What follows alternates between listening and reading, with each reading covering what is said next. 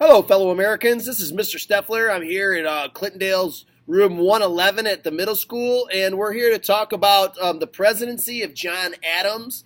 Some of you have been watching some movie clips from the television miniseries called John Adams. There's two main things that I want to talk about as it pertains to John Adams as the president. One of them is the Alien Act, and the other one is the Sedition Act. And first I want to talk about how you're going to find out the information that pertains to these two things. You are going to read in your Michigan textbook online. You are going to read from pages 62, 63, 64, 65, and 66. So you're going to read those pages first of all.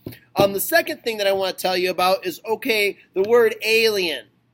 The word alien in this case is not meant to be like some green guy from outer space. The term alien in this case is being used in terms of a foreigner, somebody who is from a different country. Okay, and the whole argument between what is an alien and what is an immigrant has been argued about pretty much since the beginning of our country. So we're going to get right into that. When John Adams becomes president, he has just dealt with this issue with Citizen Genet. And as you know, Citizen Genet is a French national who has come here as a diplomat.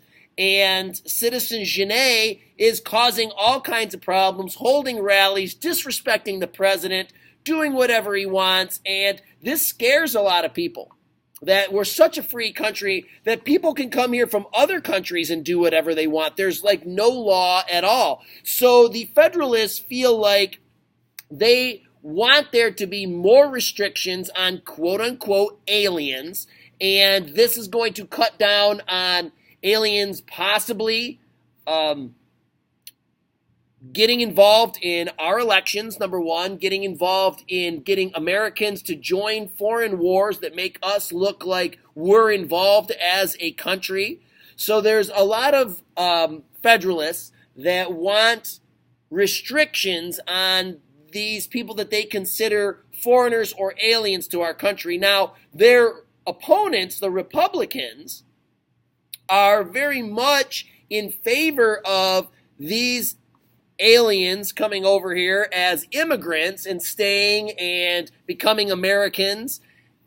And the Republicans, Jefferson's party, feels like the Federalists are trying to pass these laws so that they stay in power. And Jefferson's party, the Republicans, feel like as more of these foreigners get here, they're going to join the Republicans and end up helping Jefferson become president, which is what happened.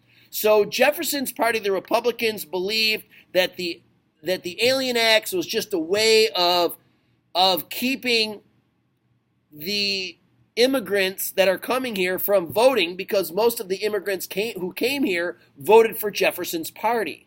It's the same argument we're having today. It's the same thing. Okay, and then talking about the Sedition Acts, the Sedition Act, sedition is when you talk really bad about the government, and it's like a threatening tone towards the government. Sedition, you can look it up, the official definition of sedition. But basically what it did was it limited free speech. And the Federalists felt like there was too much free speech in the country. They felt like there was too much talking bad about the government, that it was going to lead to what's called disillusion, that the government was going to lose the backing of the people, and then the government wouldn't be able to govern, and we would have no government at all. And the states would all break apart, and the Federalists were afraid if there was too much government bashing that civil war would eventually erupt. And so they passed the Sedition Acts, which threw people in jail for basically saying things, which we pretty much know is not going to be popular in a free country.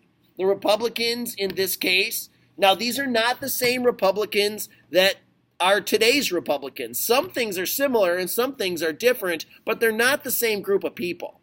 The Republicans' view is, hey, let's let people say what they want to say. It's the First Amendment. It's freedom of speech. And that is their point of view, and limiting freedom of speech must mean you fear their speech. You must be afraid of what they're saying. And if you're afraid of what they're saying, the question is why? Why is it so scary what we're saying? So Jefferson has a totally different point of view than Hamilton and the Federalists on the Sedition Acts. They are for free speech and freedom of the press. Now, the back part of the paper, this part of the paper, is I'm going to explain next. Now, this is due next Wednesday, and it says, imagine that you are responsible for creating a television commercial to represent the political ideas of the Federalists or the Republicans. So you can't choose both. Number one thing about this assignment, Processing 11, is that you have to choose a side. You can't pick both sides. You have to choose one or the other, and then make a TV commercial. Create a storyboard to illustrate what would appear on the television screen at 4 different points in the commercial. So everybody here has seen a political commercial before. So what are you going to show? You're either going to show negative things about the other side or positive things about your side.